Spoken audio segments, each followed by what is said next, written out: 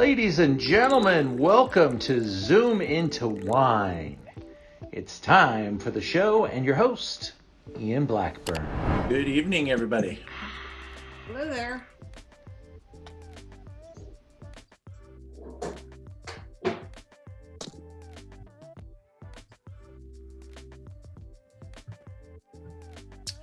So I'm going to start off in a new and different way tonight, and I wanted to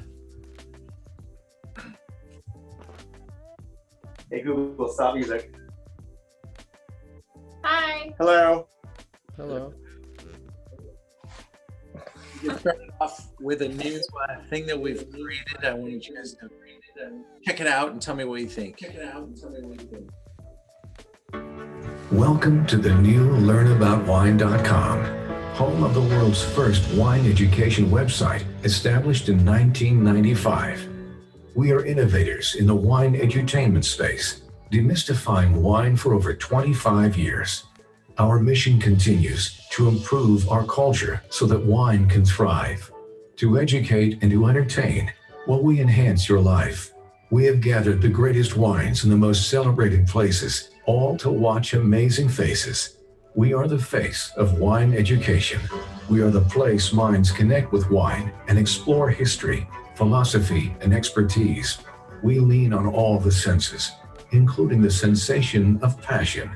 The more you learn about wine, the more you will enjoy it. Join a wine class today.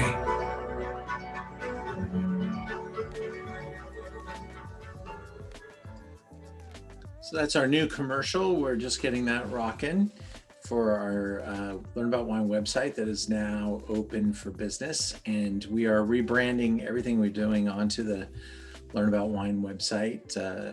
Wine LA will go into hibernation. Someday we'll be back when we get our own wine store here in Los Angeles. We'll get a wine store location and we'll call it Wine LA.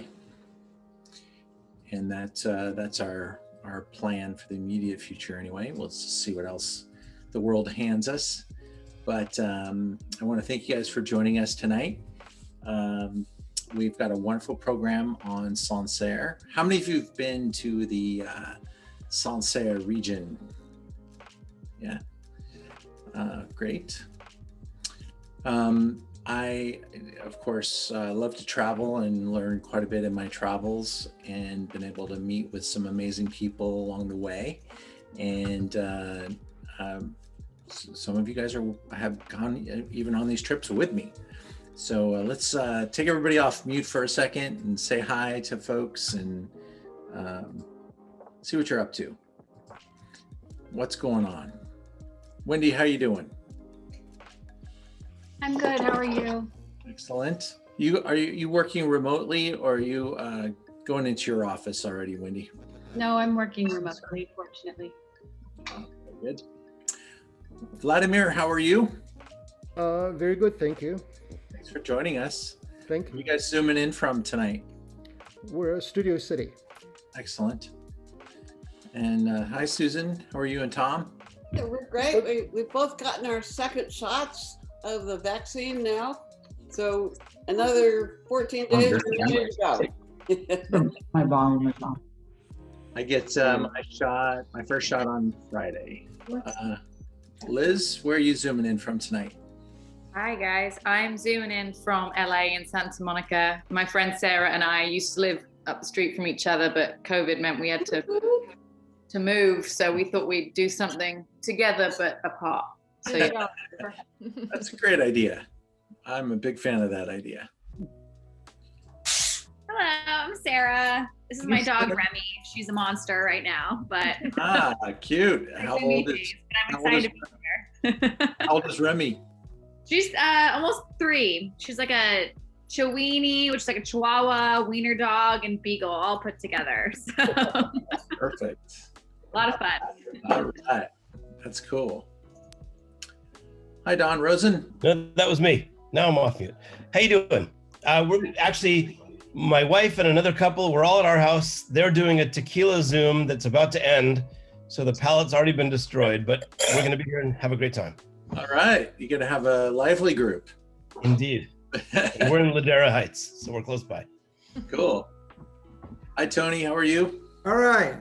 My wife's also on wrapping up another event, but she'll be here because I took her to Sancerre, and this is her wine. So Beautiful. Awesome. Very cool. Rachel and Steve, how's Santa Monica? A little. Sun came out, rain stopped. It's beautiful. So good to see you, Ian. You too. Thank you so much. Hey, Clay, you guys look like you're enjoying multiple activities. How you guys doing over there? Hello. Hey, yeah, Clay and Christina and Ziggy. All We're right. in Brentwood, West LA. Yeah, we're West LA, Brentwood. So we're having some sushi and ready for some Sancerre. Far out.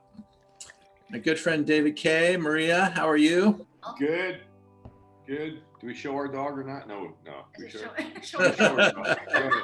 Yeah, What's your dog's name? What's your dog's name? Hurry up. Get it. Try. Oh. He's mad. He's not happy. Yeah, no, he can't have any wine, so he's pretty pissed off. I love it. I love it. Thank you guys. Very cool. Kyle, welcome. Hi. How are you? We're zooming in from Orange County, California. All right. What part? Costa Mesa. Costa Mesa. Far out. Far out. Thanks for joining us. Great to be here. Lee Parks, how are you? Doing well. Looking forward to tonight. Excellent. Let's get a little wine in our glass. Lisa, everything good in Santa Monica? Everything is good. Excellent. All right. Everyone on this Zoom pretty much got the bottles. We're going to start off with the Sancerre. I get to say hi to everybody. I didn't miss anybody, did I? So starting off with the 2019. Now, some of you, when you signed up early, selected the half bottle. And in fact, those half bottles went pretty fast. So if you have the half bottle, you have the 18. And we moved into the 19. 18, 19, pretty similar vintages in Sancerre. France has been warming up for a long time, and 18 was a pretty optimal vintage, but warm, and 19 was just a pretty warm vintage, and they made a little bit less wine in 19. But very, very similar, high quality, good vintages. In Sancerre, you rarely have a lot of vintage variation because you're picking this pretty early. Of course, there are better vintages, but usually when it's either good or terrible because they had hail and rain. So let's take a look at our presentation tonight. We're going to start off with a little look at the map. And for those of you that maybe toured with me, we went from Paris to the town of Tours by TGV. You could actually drive it. It's a nice drive. I've driven from Paris to Sancerre before, but the Loire Valley, really important river, goes in this direction, travels all the way down here, and peters out down in this direction here. Now, Sancerre is right in this zone here. When you go back in history, this river and in and around Tours and up and through basically from here to here, really wealthy, massive homes were built. I'm gonna go ahead and mute everybody. But back in the 1700s, this was where if you had a considerable amount of wealth, this is where you would build an estate, and you would have potentially 100-acre English garden, 50 servant rooms, and several hundred bedrooms, or space for 100 guests, and gather in the Loire Valley on the river. There are a number of classic homes that have been preserved or restored, And they're amazing tours to be able to look at these buildings that are still standing, built in the 1700s, mostly of wood. They're pretty impressive structures. And the wine business kind of built a business of selling wine to those homes. So there's a lot of local wines made in local conditions, which really take advantage of the different grape varieties and the different cuisine that is kind of marquee of this area. So when we start off with Sancerre, we're talking about Savion Blanc, and that's what's in your glass tonight. Savion Blanc, Savion Blanc right over here. A couple different zones, very famous for it. Pouilly-Fumé and Sancerre, they're right next to each other, just to show you how that river kind of changes things. Now, most of this kind of stuff is slowing down over here, kind of coming in through here. This river is not very deep in this area and really has very shallow soils. There's a lot in common with areas nearby, like Champagne to the north, Chablis to the southeast, with Cameroonian soils that are made from fossils from the ocean.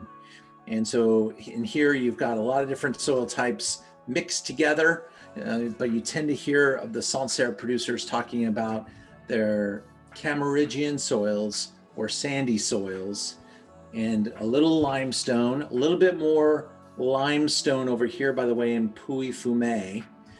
But Cameroonian is also limestone, so it's just very rich in in fossils, and there's a little bit of clay in Pouilly-Fumé as well. So that's what some of the differences between the two areas. But nice rolling hills, as we'll see. We've got a couple of interviews that we're going to feature in this presentation tonight. We'll start off with our Sancerre producers, and cheers to everybody. I hope you guys enjoy the wine. I think this is one of my favorite Sancerre discoveries in the last couple of years. It's a brand that's kind of been very successful, but even getting better. And the owner of this brand, very successful man, is continuing to, want to improve his reputation, living every day to better and better the wine, and really doing very well for himself. So with that, let's go into there we go. We'll start here and we'll talk with our producer. Hello, Christoph. This is Ian Blackburn. How are you? Good. How you doing? Thank you so much for joining me. We've got a little PowerPoint up in front of us, and we just want to talk about your beautiful Sancerre that we're introducing to our audience tonight. Thank you. First, how do you pronounce the name of the brand? So Alphonse Melot. Alphonse Melot. It's very simple. Alphonse Melot. Exactly. Perfect. And you said this is I know from reading the details, this wine's been around for a while. So it's been in the Melot family for now more than 500 years. Actually started in 1513, and they all been called Alphonse Melot since 1513. And Alphonse Melot now is making the wines for the last 26, 27 years, is the 19th generation of Alphonse Melot. As I said, they all call Alphonse Melot. And actually, the little story, the funny story, he's got 4 daughters, so the 20th generation will be a girl. And he has actually one daughter called Alphonsine, poor girl. She's only 3-year-old. She doesn't know yet, but she will be the winemaker. Alphonsine Melot, poor girl. She gets so much abuse at school. That's fantastic. Well, I got to taste this wine many months ago and fell in love with it. I of course, know a lot about Sancerre, but there are a lot of smaller producers. And as I'm doing some research, this producer is really ranked up amongst the very, very best. Yeah, so Alphonse is Alphonse Melot right now in France gets phenomenal press and really is ranked in some of the top wineries in France. And he's famous. with people like Vacheron, Cotta, Pinard, but he's one of the largest estate in Sancerre, but he's famous for his whites and his reds. Today we're talking about La Moussière, which is his main item, but he makes some beautiful Pinot Noir as well that ranked in quality with top Burgundies. We do tasting all the time with the press in France, and you'll see publications where they're looking at Pinot Noir outside Burgundy, and we test with Grand Cru Burgundies with top producers, and it'll always come at the top. True story on Alphonse Melo. A lot of the top producers in Burgundy actually send their children every summer to work and learn about Pinot Noir in his vineyards.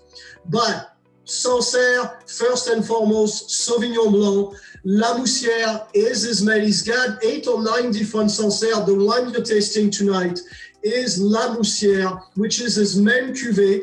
It's been in the family for 500 years. That vineyard is right in Sancerre.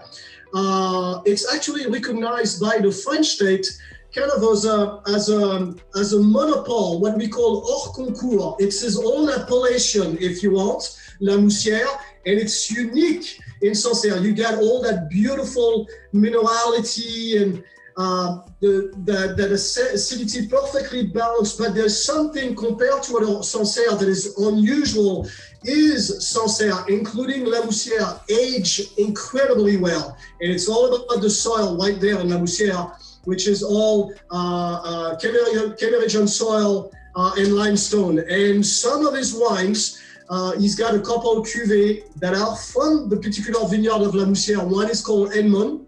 The other one is called Generation 19 because it's the 19th generation, which those are parcels where he uses some of the oldest vines of Sauvignon Blanc in the world that are 98 to 105-year-old vines. And those are made to age. We do vertical tastings on Alphonse Melo wines going back to the early 80s. And you cannot believe the acidity on those wines. And if you have a chance one day to test one of his wines at the winery in a Magnum, and he's, what a character, Alphonse Melo, trust me. You'll be leaving the place and you'll have a little bit of a hangover or you'll be very tired. He won't let you go until you test every single one of his wines for hours and hours. And here you're looking at actually the vineyard of La Moussière and the beautiful cellars that he just redid. Actually, he's still working. Alphonse keeps on reinvesting and keep on growing. You have to understand that with 500 years in the business, half the town of Sancerre is actually owned by the family. So every time I go there, now obviously a little bit difficult with COVID, but every time I go there, I see a new building, a new place, and a little cute story. Alphonse Melo, when he has time on the side, Alphonse Melo is actually one of the few people in the world that is accredited by Harley Davidson's to build motorcycle Harley Davidson from scratch. He does that on the side. He builds 2 or 3 every 6 months and sell them like auction around the world. So if you like motorcycle Harley Davidson and you're looking at magazines, you'll see his name everywhere. And he does that on the side when he has time. Genius with the wine, genius with his bike. And the whole family is crazy. His dad that you see here standing next to him that really brought the winery to where it is now. His dad that I guess I met about 8-9 years ago, friend of mine at a beautiful restaurant in Florida, said, I'll put you in contact with Alphonse Melo Sr., and he's quite a character. Alphonse Melo Sr. is now close to 75-year-old, and he's the European champion of acrobatic pilot of biplanes for World War I. And he still goes and on the planes and do all those loops and everything. The son is all about speed and making some phenomenal wines, obviously. What you see here is actually a wooden egg that Alphonse Melo has for one of his wines that he uses for satellite. One of his beautiful cuvées. There are only 2 properties in France that have wooden eggs. You have Domaine Chevalier and Pessac-Léognan, and then you have Alphonse. He changes, he's one of the genius with the use of oak. a lot of the oak barrel makers hate him because he'll come up with something every year and he changes every year. So what I could tell you today about the oak treatment will be different next year. And he's really genius. He consults a lot of wineries in Burgundy with the help of the oak. On this instance, he believes that it's the perfect flow. He calls him like, if you want to describe it like an analogy, it's like the worms on a mother's having a baby, and it's like the flow, and it's perfect flow. And so when we got that barrel, it was a nightmare because they had to build it at the cellars, and it leaked. Actually 2 or 3 times they had to redo it. There's no metal. It's all like perfect. Well, technically how they did it and all that cost a fortune, but he uses it for one of the cuvées. But this is typical Alphonse Melo. This is what he will do to get to that level, and that's why you taste wines that are incredible. And he will not jeopardize the La Moussière. That's his main item. That's his quality. That's the entry level. That's everybody's gonna taste that. But that's his main baby. He's not going to jeopardize the quality of La Moussière to give it all the top to end more generation. He's going to find, and sometime actually on La Moussière, on a vineyard he wants to finish a vintage in a good way, he actually blends with some of the Persol from Edmond or Generation with those older vines. And so you've got an entry Sancerre that is like voluptuous and huge and a monster because that's all about Alphonse. That's a fantastic story. The wine's amazing. Yeah. Thank you very much. And I look forward to tasting some more wines with you in the future. Absolutely. You have a good night. And thank you so much for your time. We'll talk soon. Talk to you soon. Bye-bye. Bye-bye. That's it. That was he was quite I couldn't get a question in, actually, if you could notice that, but that's okay. He nailed it. He was in quite a bit of a hurry this week in the world of wine, the wild world of wine. Bill Foley sold his Epic wine portfolio, which is he is part of, and he's represented by the Epic wine portfolio. And Southern Wines and Spirits bought the portfolio, and some brands don't get to go in. So he has to find a new distributor for half of his portfolio in a hurry. They've got about 30 days to find distribution, which is a bit of pressure. So we promised him that we would be fairly concise in that presentation. So with that, any questions or comments about the Sancerre? Yes, this wine does see a small portion of wood, very, very small, about 10-15% of the wine sees neutral wood. That gives it just a little bit of elevation. Some of it may have even seen time in that wooden egg. The idea behind the eggs is kind of old school, going back to the urns, but really kind of new school, where they developed these perfect circles, and so the bottom of the egg doesn't have any edges, so things don't stop, and then this stirring motion just continually moves, and it keeps pulling in oxygen from outside the egg through the membrane. Whether it's concrete or wood, those are porous, and so air will transfer through and just give a little bit of texture and roundness. And a lot of high-end wineries are playing with these devices to make their wines more interesting. He definitely has that. I think most of a particular cuvee goes into that one wine, but he may blend a little piece of it into the wine. Susan, are you celebrating something? You just won a contest? Maybe a lotto number was just read? There you are. Potential wedding in 2023. Wow. Yeah. That made me very happy. Oh, good for you. That you looked really happy. Not me. I've been married a long time. Well, how did you find this wine, Susan? Because I know you've loved it, and we sent it to a couple of places. Yes, I love the white Sancerre. I've actually tried all 3 of your Sancerres, the rosé. Susan, I'm sorry, I just hit a button that I was trying to get rid of the feedback and I got rid of everybody. Hit the, there we go. Try that again. It's lovely. It's very light, and I absolutely love it. Me too. Sorry about the feedback there. There's some sort of loop going on between you and us, so we'll keep that. We'll watch you celebrate a little bit more. Questions about the wine? Anybody want to ask anything about it? Have any feedback? Did you like it? Did you like the Sancerre, Susan? Talking to me, I love it. Yeah, very good. It's wonderful. What does it cost? That's just around $30. Yeah, no, it's a wonderful wine. Yeah. It seems lighter than most others that I've tasted over there. Is that because it's biodynamic? It's a little more mellow than lots of Sancerre. Yeah, I think the roundness that they're getting from a little bit of wood may soften some of that super zingy,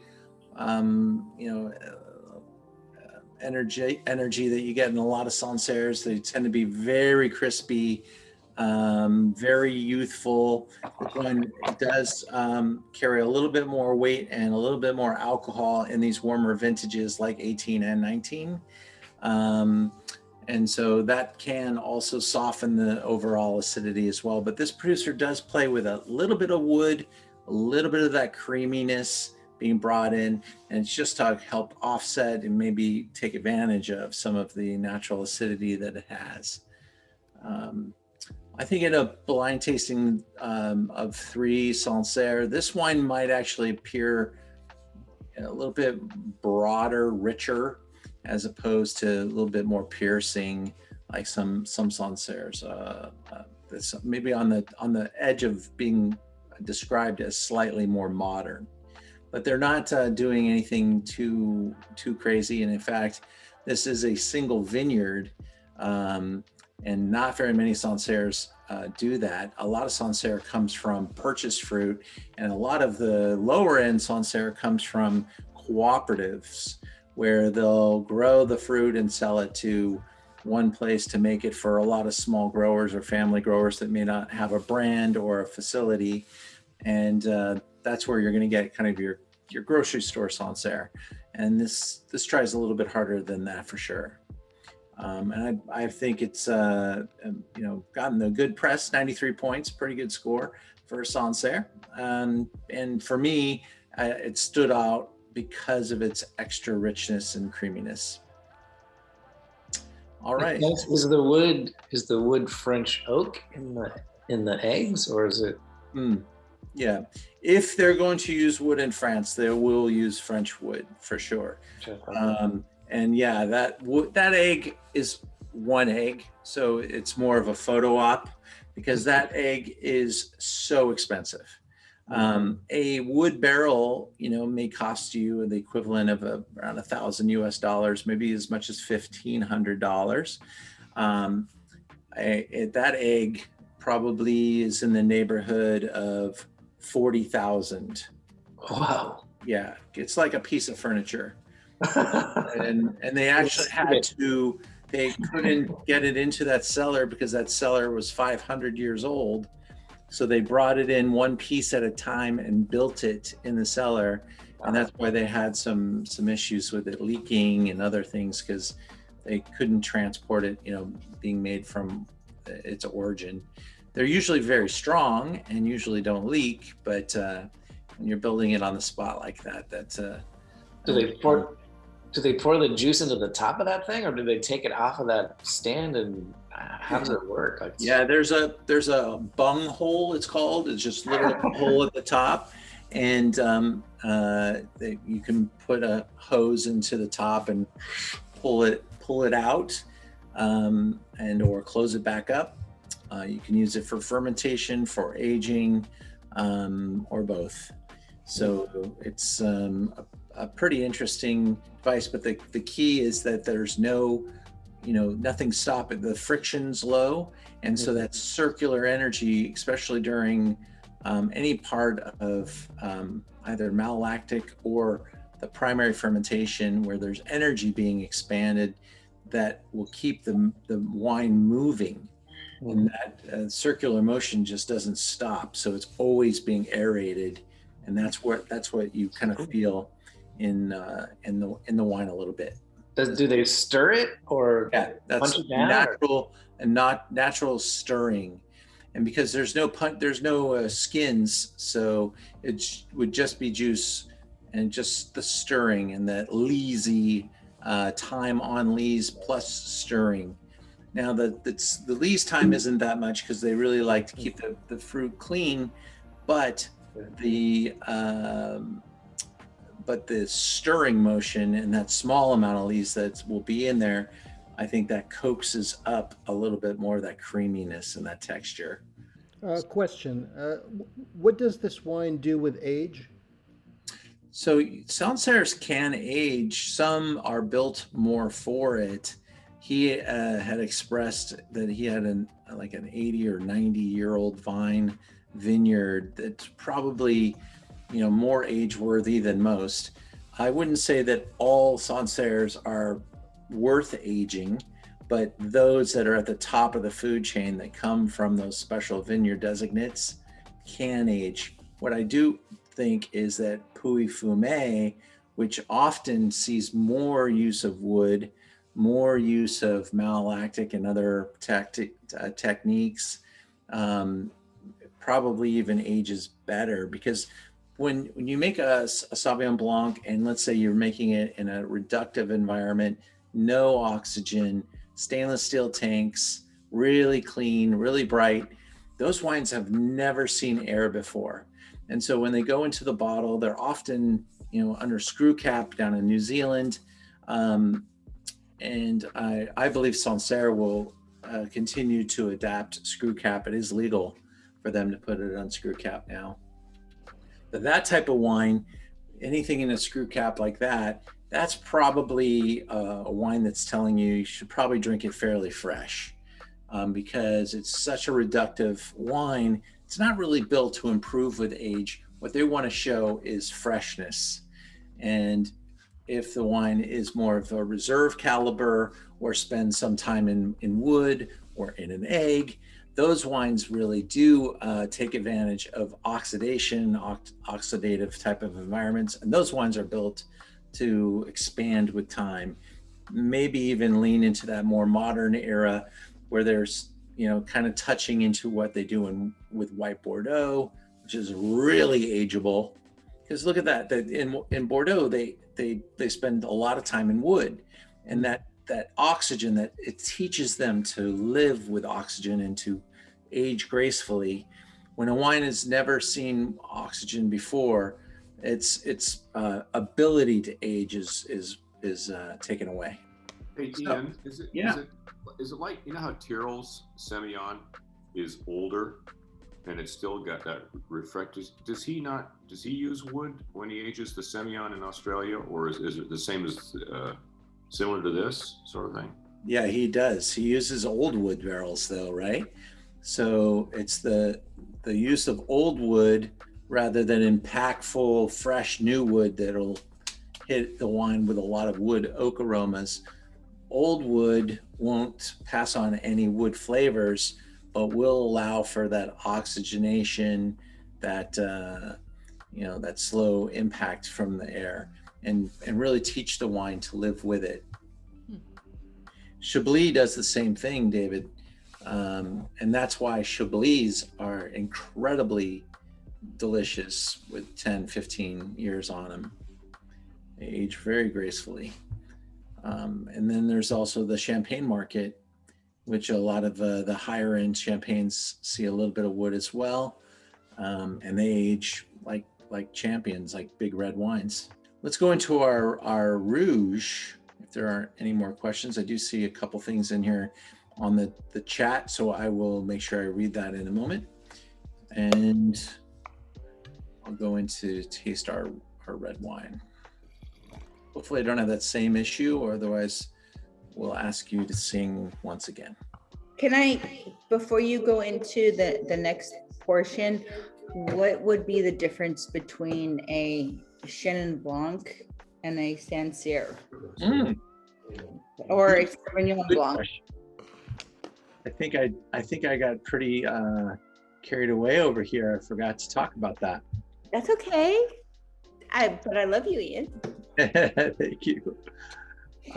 We're over here with Savion Blanc, and over here we've got a grape called Muscadet, and then we get into here with Chenin Blanc, and those are pretty much the three grape varieties of the Loire Valley. Of course, they have red wine varieties like Cab Franc, a little bit of Gamay, and in this region here with Sancerre, it's Pinot Noir.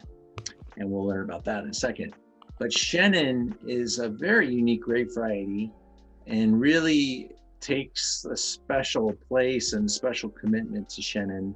And that's why the wines of this area, whether it be Savion or Vouvray or some of the different little town wines, they all have unique features to them, but Chenin in itself as a grape variety smells like honey, grapefruit, and can have this, different type of texture, richness, residual sugars. It can be made as a sparkling wine. It can be made as a dry wine.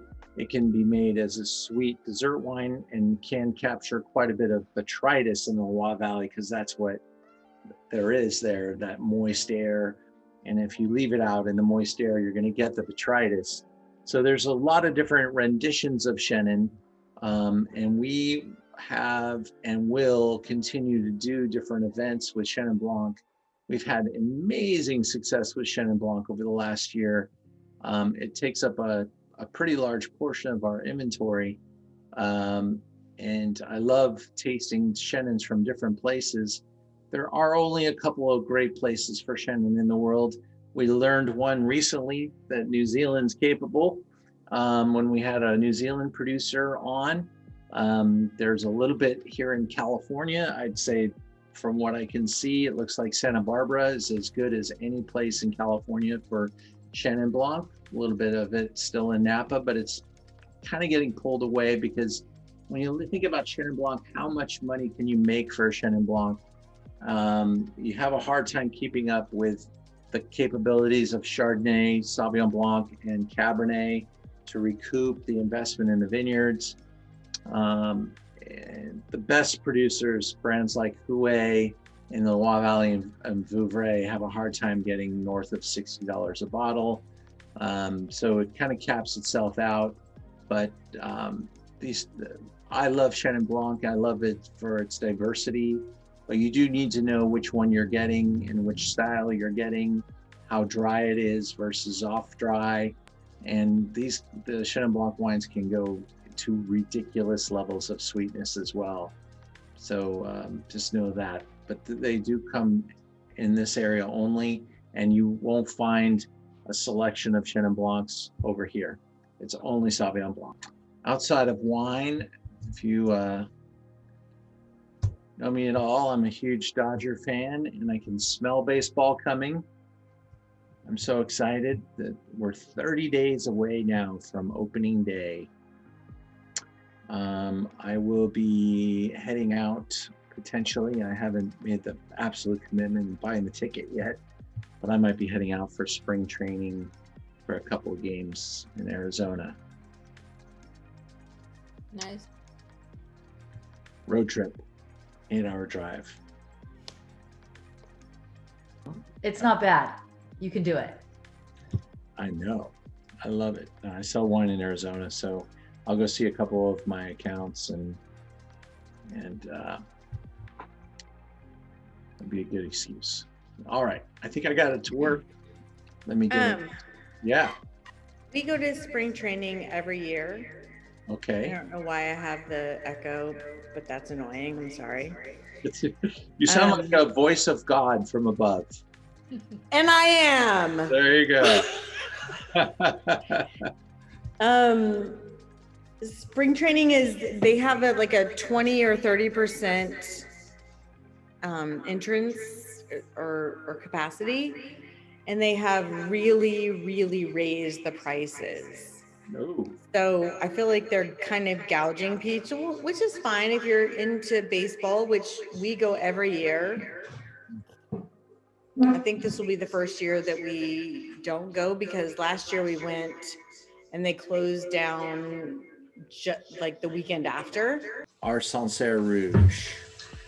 Adam Zucker, how are you? I am well, my friend. Thank you for having me here. Great to see you. Glad you could do this again. You know, we tasted this wine a couple months back, and I really loved it. And when we were putting this calendar together, I thought, you know, I really got to talk about it again, because this wine has been one of my favorite little finds. And I know you guys are the importers. You're with Kermit Lynch. How long have you been with Kermit now? It's funny you ask. I just had my 10-year anniversary. I know. Yes. No, not nice. The day before yesterday. Wow, man. It's Wednesday. I know. March 1st. Cool. Do they give you a watch or something like that for 10 years? I get an extra week of vacation. Whoa, that's cool. Pretty good. I know, that's pretty good. Better than a watch. That's good. It's been amazing. Amazing 10 years. I was hired as a wholesale salesperson for Los Angeles, and it's been an amazing run. Over the last year, I've been promoted to the wholesale sales manager for the department, and it's a real honor and a real thrill. Great. Yeah, I'm looking forward to the next 10 years. Well, awesome. It's definitely a place you could stay for a long time, and you know, this is a classic importer, Kermit Lynch, established up in Northern California, but really brought, you know, had some real vision with some great brands. And this is one of them, right, Adam? That's right. Hippolyte Reverdy. Hippolyte Reverdy. Yeah. Was there actually a person named Hippolyte? Indeed. It's the creator of the domain. And Hippolyte is not an uncommon first name in France. You'll see it quite a bit. That's a mouthful. It is a mouthful, especially for non-French speakers, because you know French has all these weird rules. You know, you don't pronounce the H necessarily. And then, as we talked about earlier, with names, you know, names could. My last name is Zuckert. But if I had a nickel for every time somebody called me Zuckert, it's spelled Z-U-C-K-E-R-T, I'd be a wealthy man, Ian. So names can be pronounced however you want in whatever language. So in this case, it's Hippolyte Reverdy. Yes, and he was the creator of the domain. Now it's Michel Reverdy, his son. Family began making wine in this little village called Verdigny, which is in the commune of Sancerre, which is in northern France. And as you and a lot of your customers know, the Loire Valley is an east-west running valley and river that empties out into the Atlantic, just south of Paris. The Reverdy family has been in the Loire Valley dating back as far back as the 1600s. They originally started with a farm, planted with multiple crops. They raised goats. They also grew vines and made a small quantity of wine, mostly for themselves and for other locals to consume.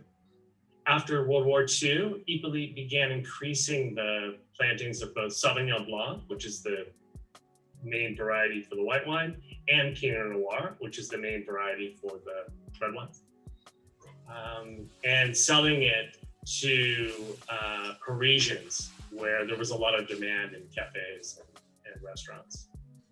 Michel joined his father and two of his brothers in the family business in 1971, shortly after he finished high school. And Kermit began working with the domain in 1983. Today, Michel farms 14 hectares of vines on his own through sustainable practices, also known as lutte raisonnée in French, the reasonable struggle. And he's an amazingly sweet, humble and honest man, very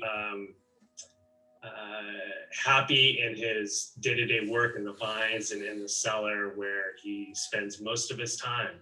Not talking about vacationing or this guy cashing in and moving to Cannes or something. He's the real deal, and if there's ever a chance to visit him, I think I would recommend it to you. Sounds good to me. I'm a big fan of the regular Savion Blanc and have been for years. Really a dependable, high quality brand producer. But this Rouge was a revelation, and that's why we're tasting it tonight.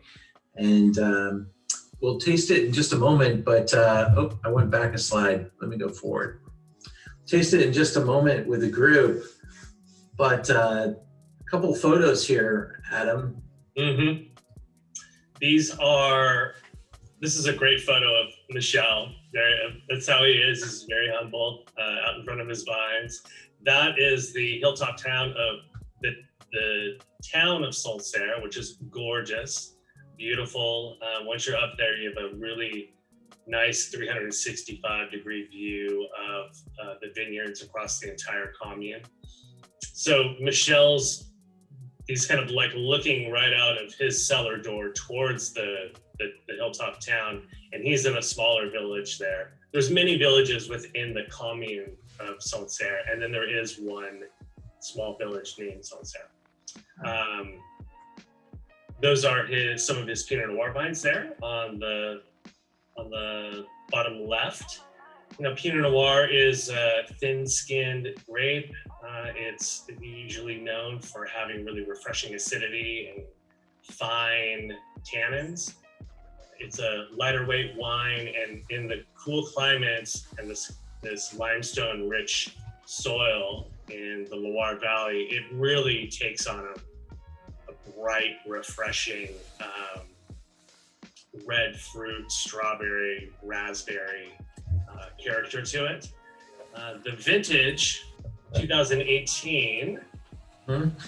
And I was going to, before we move on to the next slide, I was going to just point out, look how white those soils are. That really is what you see in this area with that sand and that Camaragian soil, which are basically like sea fossils. Yeah. And so it really helps add to that minerality of the nose of both the red and the white. Very poor soils to grow anything in, except grapevines, that are growing grapes for wine. It's optimal. So really a good reason why they grow so much wine in this area too. Yeah. So let's taste this bad boy. Say that again? And we're gonna taste this bad boy now. All right. And let everybody get that going in the glass. Yeah, I mean, I can remember Sancerre Rouge from a number of producers in the past, and they've always been very slight, very subtle, very reserved, and very almost stemmy, bitter, underripe. And this just has this glorious richness, roundness, softness, plushness, dark in color, and surprising concentration. And I think it's in a price point that a lot of Bourgogne Rouge, which is often like vines that nobody ever wants to really use for a serious wine, but make passable wines, sometimes quite good. But here I think it surpasses the category and really becomes a better Pinot Noir for people to enjoy. It's got some a little more modernity to it. I'm not sure if that's for any reason or just the vintage, but it's vintage. Yes. In my experience, having tasted the wine over a number of vintages, but I think it plays to the strengths of the wine. as you get farther and farther from the equator, you're kind of going north in latitude there. You're getting into cooler and cooler climates. So we're in the Loire. We're north of Burgundy, of the Côte d'Or, where you mentioned Bourbon Rouge and some of the world's most famous Pinot Noirs come from. We're also north of all the famous growing regions in California, Sonoma Coast, and we're north of Willamette Valley.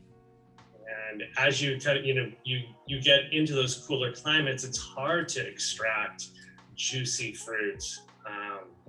It's hard to get really high alcohols. It's part of the charm of Loire Valley wines, in my mind, is that they're generally modest alcohols, dry wines with a real kind of verve to them in terms of fresh acidity, and a moderate amount of fruit ripeness. At 18 being a little bit riper, you get a little bit more fruit here. The winemaking, as you see on the slide, also shows that there's been no expense spared in terms of using barrels to mature the wine, which helps kind of broaden and soften the texture. If you have a wine that's aged in stainless steel, which is fine, especially for crisp aromatic whites. But for reds, where the element of tannins are there, the slightest bit of kind of aeration that happens between the pores of the barrel helps solidify the color, but it also helps create these really kind of polished tannin chains in the mouth. So they're not angular and jagged and kind of, it also adds a little bit of a, dimension to the wine. There's not a lot of new oak flavor here in terms of like a toasty vanilla, but there's a subtle kind of baking spice that really, I think, underlays the fruits and the kind of minerality that you mentioned earlier. Mm-hmm. And then the wine is bottled unfiltered too, so there's nothing stripped out of it. There might be a little bit of sediment in there, but I think a lot of your customers understand this now, that sometimes treating a wine to extensive filtration, you could strip some of the aroma and flavor out of the wine too. And if it's possible, it's not possible with all wines, but with a dry red wine like this Sancerre Rouge from Reverdy, you can mature it and then bottle it unfiltered, so it has everything that it has to offer there in the bottle. Mm-hmm. Well, again, it's a beauty. I think it's a delicious, and we enjoyed it with dinner a couple weeks. Was it 2 months ago already? And it was a really beautiful dinner, and it just really handled the food very well. I thought, just on its own, I think it's just something to admire and appreciate.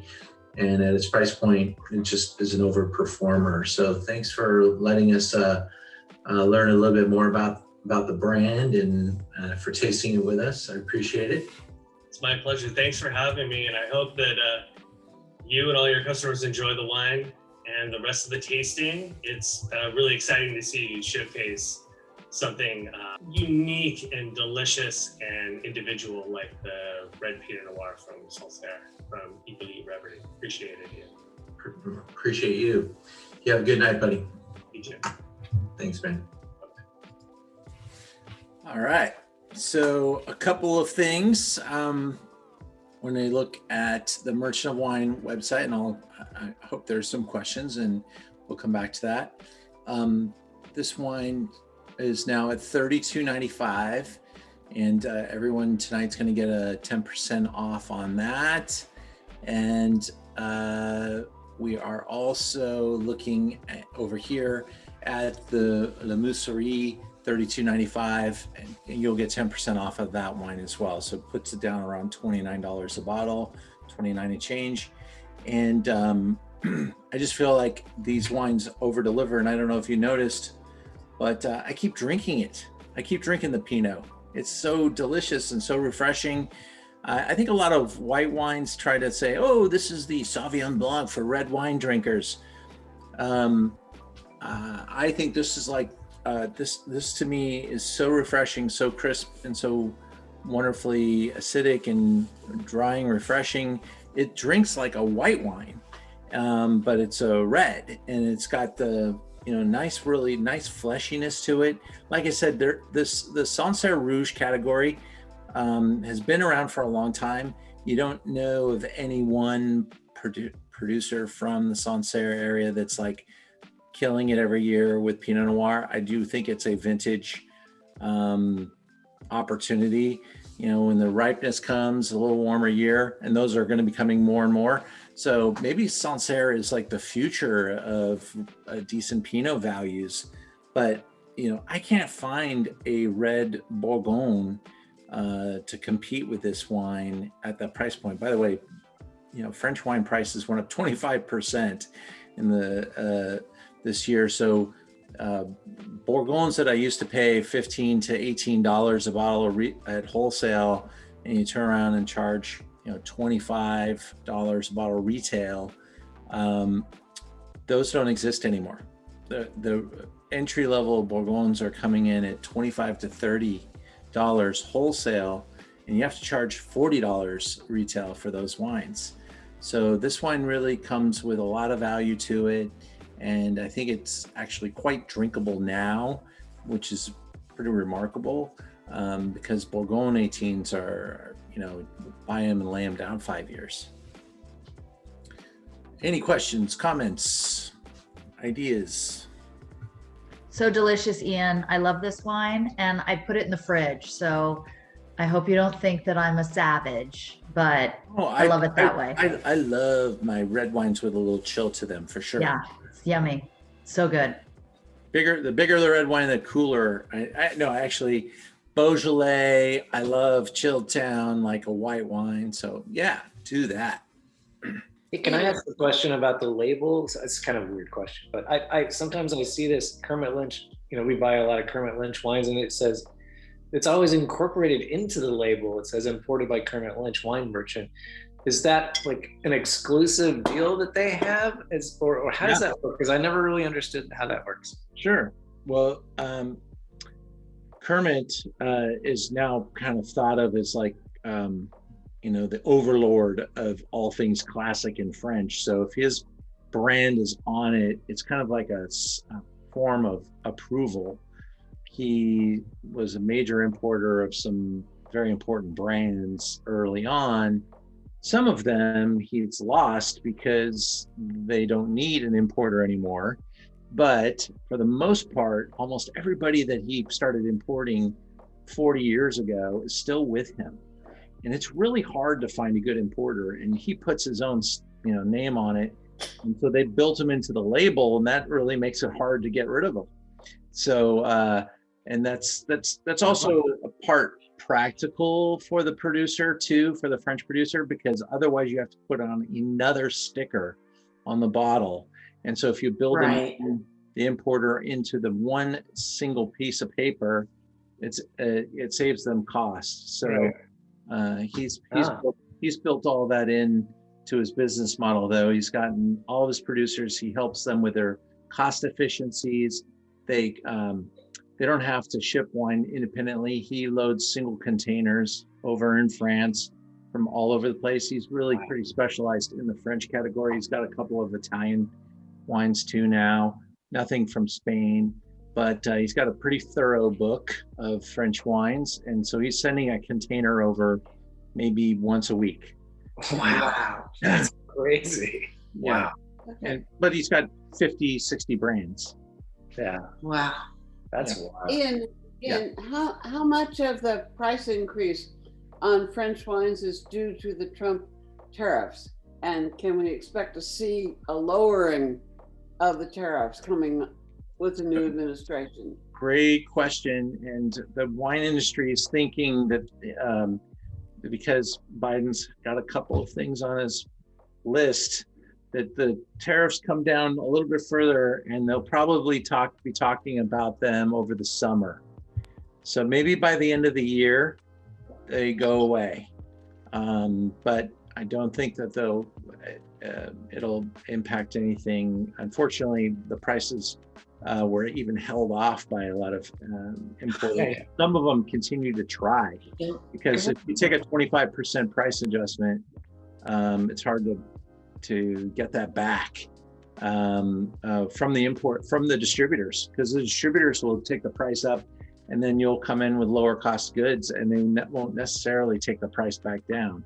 So it's a little bit of a challenge for the wine industry to play through, but maybe it doesn't happen, and that could be interesting, because we're going to see some massive price increases in California. I've been saying that for a little while. The wine industry hasn't quite all moved there, but I work with a bunch of producers, and I can tell you, I'm looking every day, and I'm seeing, oh, there's a $10 increase, there's a $20 increase, there's a $50 increase per case, and it's starting to happen. And by the end of this year, that's what people are going to be talking about, because we don't have a 2020 vintage for most of California, and so they're going to start building that into their current pricing.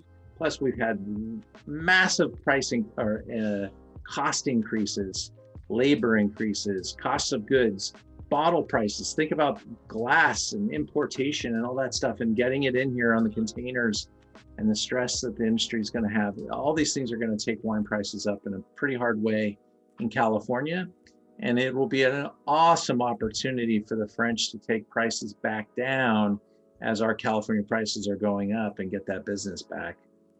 So it's going to be pretty crazy. I hopefully by the end of the year. It's good for the wine business. When wine is expensive, people drink beer. Yeah. That's what happens. And we're losing beer. We're losing customers right now. And honestly, spirits are just kicking butt, as people just don't even want to mess around, especially with the diets and stuff now. Certain spirits are really doing well because they are diet oriented, where wine doesn't help much on your diet. Wait, how is that? Well, certain spirits you can drink, like rum, I think, is one. Maybe some of you know of a couple spirits that are that fit on a couple of diets. Wine doesn't have lots of carbs. I think it's the carbs, yeah. Been drinking a lot of gin. The carbs are simply proportional to the alcohol. It's not much. Right, and it's a question of it's a question of residual sugar, which is not enormous in wine. Not necessarily. I think that I'm sure that there's some math there that you're correct, but the some spirits don't have any alcohol or any sugar, but they do have alcohol. So the count, but the way they count, I can't even tell you. I'm not a diet expert, obviously, but but I do think that things like Bacardi Light have been having a really good time because it's on a lot of diets. My guess is that some of it is advertising. Yeah, sure. If you're good on a diet, it works both ways. So what did you think of that Pinot? Did you like it? Liz, did you like it? We did. I'm still on the white.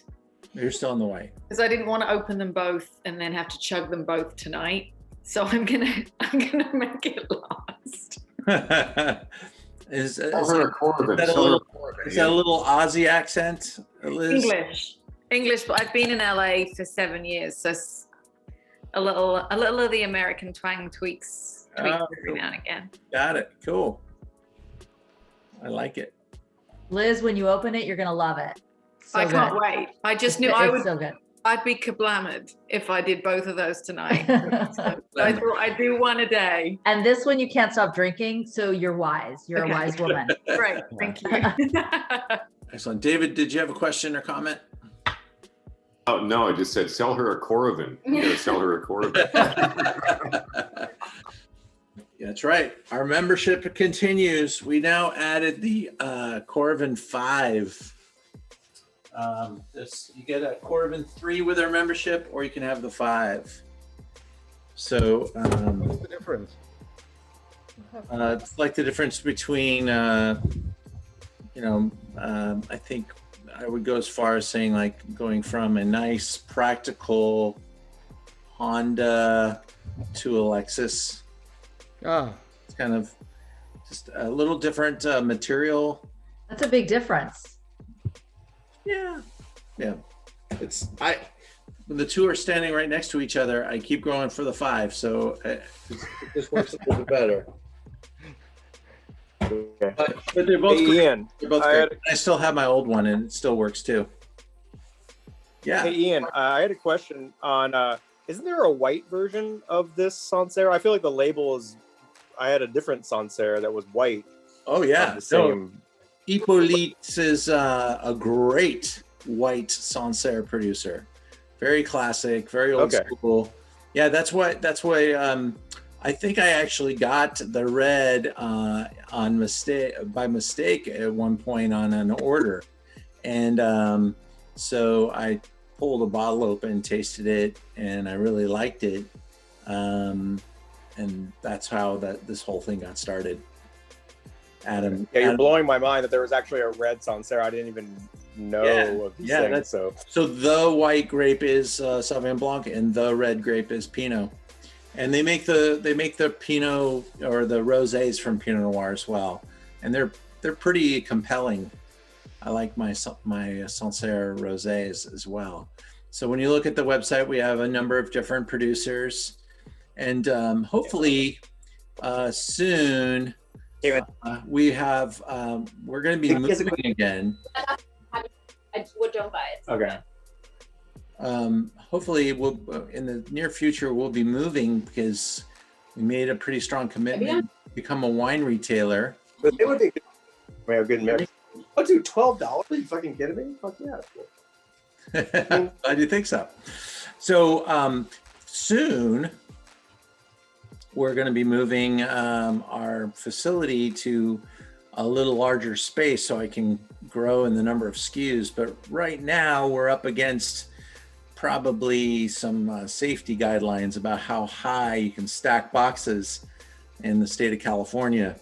So I'm kind of limited as to how many different items I can carry, but I'd love to continue to offer more and more SKUs and do more and more things. So if you want a nice shortcut on the website, you go up here and you can just enter Sancerre and find all of our selections, or you can go into our regional guide and drop down France, and hopefully we find, we're in the Loire Valley. So you'll find even more Loire Valley wines there. Are we getting the discount tonight on just the wines we tasted, or can we get the rosé too? I'll tell you what I'm going to do. I'm going to do the 10% off on any Loire Valley wine. How about that? Okay. Right. That's great. And Ian, if you need a place to store wine, great. My garage is available. Awesome. I love where your send house me a is. message. You have a couple of spare bedrooms over there. We'll just move in. I love your location. Finish it. All right. No, we'll have a larger space soon, so we'll be able to do that. But let me also just plug a couple of our activities that we have coming. As you know, you guys are probably all on our email list, but Stars of Napa is coming fast and furious. So we have made some price adjustments to make it hard to resist.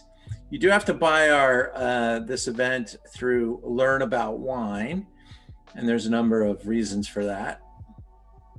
But look at our new Learn About Wine website. Go to work here. Look at that beautiful action that you get here. Each night we'll have 7 producers, and the wine lists are really built to show a dynamic range of $150 wines, $50 wines, $25 wines. Every night's over $500 in wine value, and they all come within $20 to $30 of each other. There's 4 nights and you could do a bottle kit that would get you 28 bottles of wine for less than $900. That's 24 to, I think I calculated it out. It's $2,700 worth of wine for 800 and something bucks. So if you want to really score, it's a great opportunity to use Corvin, and then you can just, you have a whole month's supply. But you can just pick anything you like from the drop-down menu. We do the tasting kits. All the winemakers are live on the Zoom. It's so much fun, so much fun. We just did the Rhone Warriors. It was the most enjoyable series we have accomplished yet, and these are top producers. Just take a look. Night one's pretty sick list of riches. Joseph Phelps getting a lot of attention. We have Mr. Krug coming onto the Zoom with us, with Charles Krug. Philippe Melka is going to be stepping in, pouring the new wines for Justice. Michael Pulitz is the name that we can market there. Philippe said he will make it if he can, but he makes the wines for Justice. So we'll have rock star winemakers every single night, and it's really an awesome collaboration that we get to do because of our relationship with the Napa Valley. So join us there, and without any more, I'm just going to play a little video and talk to you guys. But this is if you were going on a trip on a little boat down the Loire Valley River, they might put you in a little caravan here and tour you around, go wine tasting. And I'll take any questions you guys have about anything while we watch the little Sancerre wine tasting video. Hey, Ian, on the red, what temperature is it at? I do typically serve it a little chilled, but what do you usually serve it at? I like to keep it in the wine refrigerator at 55, pull it out, pour it in the glass, and let it, slowly come up a few degrees. I really like it at cellar room temperature, and close. Probably by the time it gets in the glass and touches the glass, it might be as warm as 60 degrees, but definitely not 75 room temperature type of stuff. Okay. Yeah. So. Ian, you talked a little bit about Chenin earlier, and I know this isn't about Chenin, but the Chenins that I've really had have been the South African ones. What is the big difference between the two? Good question. South Africa Chenin, typically you're looking at something very dry, like similar to a Savion Blanc in style. Whereas in Vouvray, they're going to have a range of ripeness levels. And sometimes even within a single wine, you'll have a range of ripeness levels because of the humidity, because of the temperatures, because of the moisture, a little botrytis, a little cellar funk. I really think that the difference is that South Africa kind of takes on a little bit warmer, almost a new world version of Chenin. Love my South African Chenin, my Steen, and I love the Loire Valley Classics. We have a wide range of different styles on our website, but I like a little bit of sweetness in my Chenin too, to play with food, especially with a little bit of spice. So I like it slightly off dry. I don't like it sickeningly sweet unless I'm really wanting a dessert wine, but I like a little bit of RS, a little residual sugar, and that can just be a part of the mixture, because these wines do have really high acid. And so a little RS can also kind of relax that and make it palatable. Otherwise, it's really just kind of, in an obscure land of being able to only go with certain foods. But I think the real difference is that the Vouvray producers and most of any Chenin Blanc producers, a number of other appellations, they're probably making them in caves in the limestone and getting a lot of cellar smells and aromas, old cellars, old wood, and maybe even a little Brettanomyces just to kick it off. Thank you. Cool. Oh, I know that's. I was asking, I chatted, or the question I had earlier about the red was it the grape picked early? Because it was really acidic. It was a warm year. The Savion Blanc or the Pinot Noir? Pinot Noir. You think that's acidic? You should see it in a normal presentation because French wines are going to have higher acids just because of that cooler climate. And in that cooler climate, in the way the grape develops, you don't get quite that much ripeness. Sugars don't get it as high, and the natural acidity stays really, really high and quite taut. And so you're making wines that probably need time in bottle to soften up a little bit. If you develop a palate for them, you start to really almost prefer wines like that. If you're used to a California style that doesn't contain much acidity, you love that hedonistic, soft, round plushness of Pinot Noir. The Sancerre Pinot Noir may be too angular for you, but if you like Burgundy, and Burgundy is really, really angular, this wine I think offers something that you can actually buy and drink, whereas Burgundy would require 5 to 10 years. I really appreciate your time tonight, guys. I hope you enjoyed our little trip through the Loire Valley. And I look forward to doing some more with you soon. This Saturday, I've got Vince Ferragamo, LA Rams legend, doing a tasting with me. He's actually quite a wine fan, has a little vineyard in his backyard down in Newport Beach and makes a little Ferragamo family wine that's quite delicious. And I taste with him at the LA County Fair when we were doing that. And so I checked on him on email, just said hi, I told him what I was up to, and he told me to invite him. And I said, hey, how about we do this? And he said, yes. So getting a chance to hang out with Vince Ferragamo's pretty cool. That guy is, he's really a nice man, you'll see. And the wines will not suck. We're tasting some awesome Brunello di Montalcinos. We'll have quite a few experts joining us as well, some live and some recorded. So we'll have a lot of fun with that, and hope you guys will join us. We're excited. We're going to see you there. We're there. For sure. It's already in the wine fridge. So cool. Very exciting. Yeah. So I'll tell you, each might want to have 4 glasses because there's 4 wines, and then we're going to do a little blind game. So the people that are getting the tasting vials, they'll naturally be blind.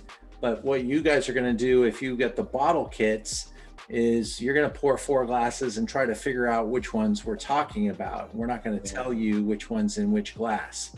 So it's a different way of doing it blind for the bottle kit owners. Oh, cool. Yeah. And he'll be playing along as well. He's down in Newport, so we'll get him his kit as well. He's a little shack in Newport. Yeah. Well, I appreciate everybody. Thank you so much. Have a great. Thanks, Ian. Thanks very much. Thanks, Ian. Wonderful. Nice to meet you guys. Fantastic. Thanks, So Ian. fun. Pleasure. Always fun. Thank you, Ian. See you again. Thank you. Cheers. Thank you. Bye, doggy. Thank you. Bye-bye. Bye-bye.